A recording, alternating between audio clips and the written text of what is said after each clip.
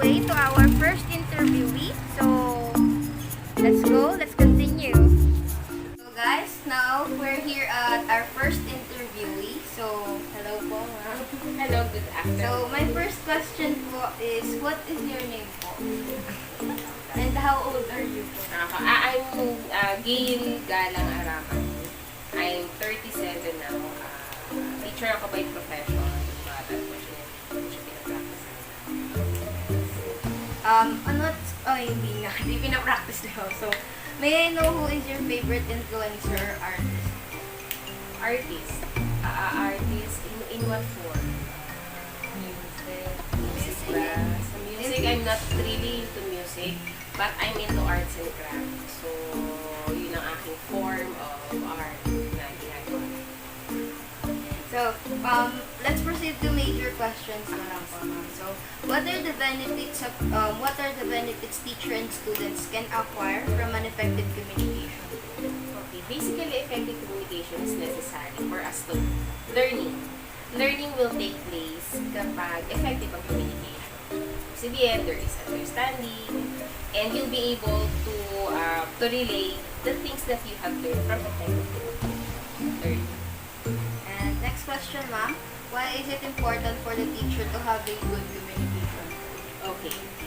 Teacher is a medium for learning. Buhay na instrument na ginagamit para matuto ang isang tao. Okay? And importante sa teacher na ikaw ay marunong makipag-communicate ng maayos and effective for you to be able to transfer the lesson, yung learnings, para sa mga estudyante. So, if medyo mahirap makipag-communicate ang teacher, it will be very difficult for a student to learn as well. Okay. Another question po, ma'am. When is the impact and influence of good communication visible to the overall performance of the students? Okay. If and only the students be able to relay, to paraphrase, and to synthesize the lesson or knowledge na tinuro ng teacher. Okay, that will be based on the understanding. Hindi na siya by the book. It is easy for us, for the students right nowadays, na mag-memorize ng context. Is tama? But then, very difficult and it quite be challenging for a student na i-synthesize, i-explain in a manner na naintindihan niya as if siya mismo yung nakadiscover on her own. So, next question po, ma'am. How does communication affect teaching and learning po? Napaka-importante ng teaching and learning is a two-way process yan. So, madaling magturo, but for us, as teacher, para ma-assess mo kung natuto ang bata or kung effective yung way of communication mo, is kung natutunan niya yung sinasabi mo. And that is very, very important sa teaching and learning process, no? Kasi if ang teacher has the hard time to explain things, posible din ang estudyante has the hard time to question things about. Okay, ma'am. Last question, ma'am. Does communication play a vital role to the development of the students? Why or why not? It's a case-to-case basis. But sa mga, how would I say, normal or yung mga walang disabilities, importante yun. Kasi nga, as I've said, ang learning will take place kapag effective ang communication. Okay? If things are different to understand, so let's say ang lesson ay mahirap intindihin, but then ang teachers will be able to transfer the information in a manner na madaling maintindihan ng estudyante, learning will definitely take place. That's all the questions po. Thank you so much for granting our request to interview you.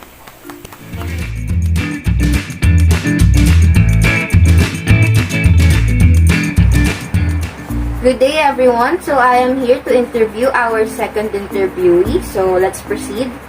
So hi, ma'am. So our first question is, what is your name and how old are you? My name is LLAMZON and I am 25 years old. Okay, so our first question, ma'am, What are the benefits teacher and students can acquire from unaffected communication? Effective communication motivates the student to enhance their skills. It also bridges the gap between the student's level of understanding and the teacher's strategies in teaching. So it helps the teachers to cope up or to align the pedagogy that he or she is going to use with the students. Why is it important for the teacher to have a good communication? Teachers are the sources of knowledge. Teachers are the sources of knowledge inside the classroom. That is why it's important that they have good communication skills, because the information that will come from them, because the information that the students will get depends on how the teachers delivers it. Also, it's important that the teacher should have good communication skills in order for the students to, be motivated to also communicate with their peers using the language. Okay, next question. When is the impact and influence of good communication visible to the overall performance of the student?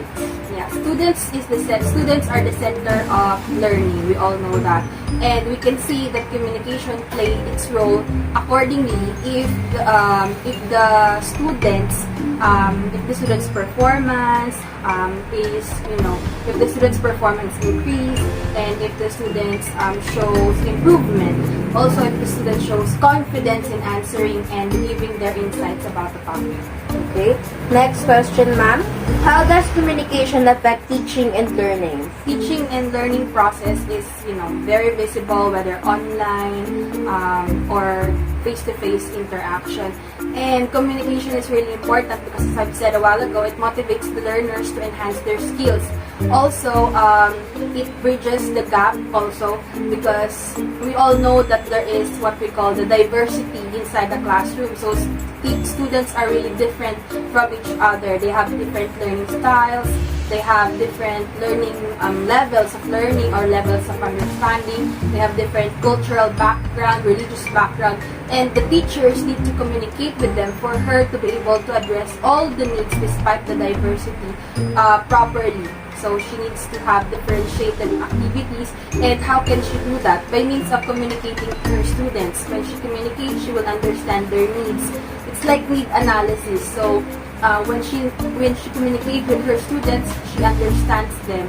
And when the students communicates to her, they can convey or they can provide the teacher with the important information that the teacher can use in her teaching styles. Okay. Last question, ma'am. Does communication play a vital role to the development of the students? Why or why not? Yes, because communication plays a big part in the development of the student, because when they communicate, they provide their insights, and when they provide their insights or opinion about a topic or about a lesson, the teacher will give them feedback, and that is also communication. When the teacher provides feedback, the students will learn their strengths and weaknesses, and by knowing their strengths and weaknesses, they will be able to enhance their strength more, and they will be able to overcome the weaknesses that they have. That's all our question, ma'am. Thank you for granting us your time. Okay. Hello, TJ! Here's a part of our vlog. From the previous episode, we interviewed a teacher. So now we're going to interview a student. So what are you waiting for? Let's go!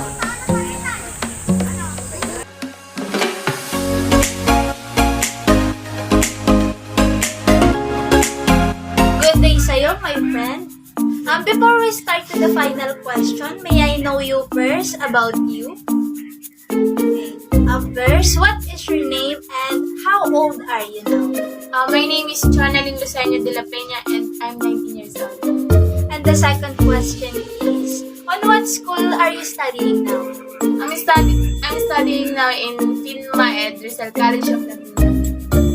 The third question is, may I know who is your favorite influencer or artist? My favorite influencer is TikTok influencer. Pangalan niya is Near. Nung wala pang pandemic, yun yung mga content niya kung anong mga nangyayari sa school. Sobrang nakakatuwa lang kasi pinabalik niya yung mga pinagdaanan ng mga estudyante nun. The way na pinapakita niya kung paano mag-usap sa likod, yung mga maingay, ganun. And now, let's start to the final question, Miss Janeline.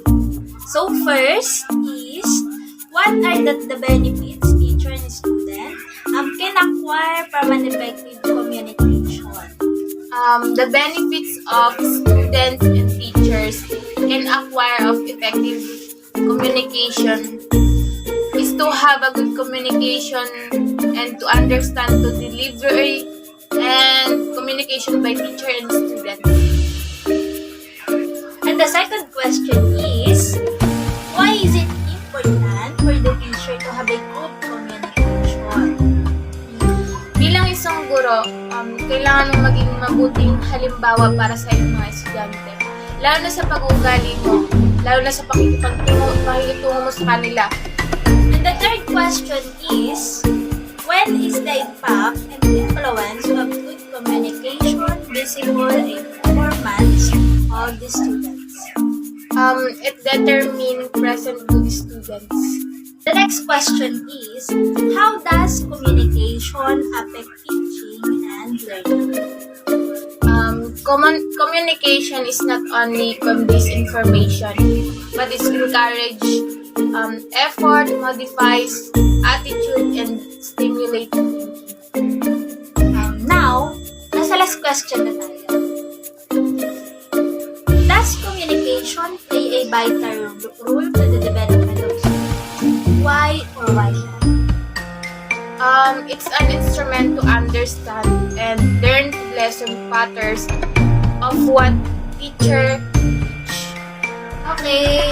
And now, thank you, Miss Janeline, for You're welcome. the time and effort to this. Thank you.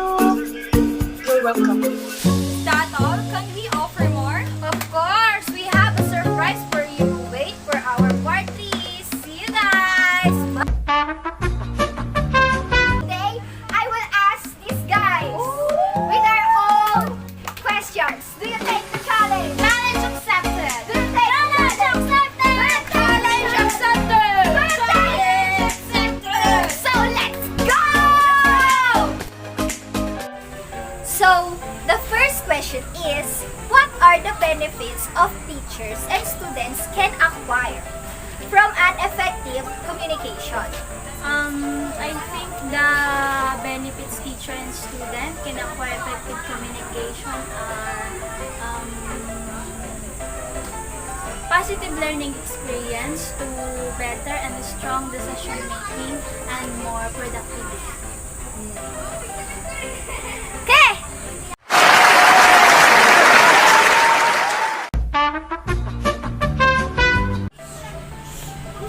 So the second question is, why is it important for the teacher to have a good communication? In my perspective, good communication is one of the most important requirements as a teacher, as a professional teacher. It builds us a good relationship between the students and the teacher as well.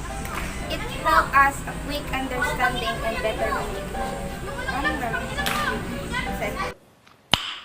Nice. So the next question is, when is the impact and influence of good communication visible to the overall performance of the students? It becomes visible the moment the students can finally communicate with other students without experiencing any conflict or issues. Also, it becomes visible when the students can voice out confidently their own perception regarding some topics. Moreover, the impact and influence of good communication becomes visible to students' performance when the students itself shows good influence and good communication to their listener or to the person they are talking to. And lastly, the students can handle communication properly. Well said!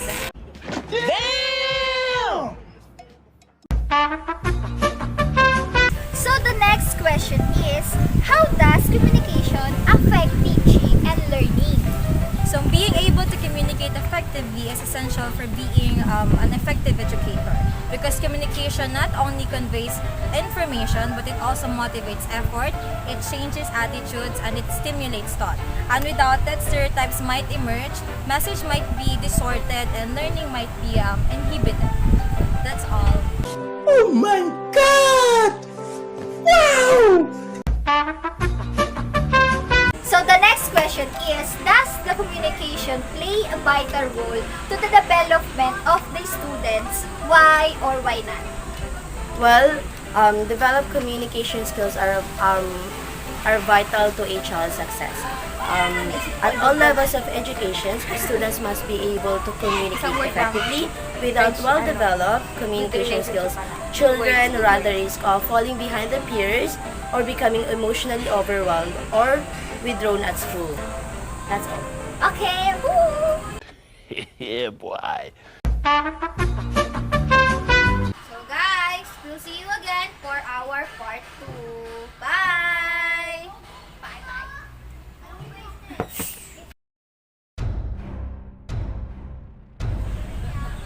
So what are we going to do with the part 2 now?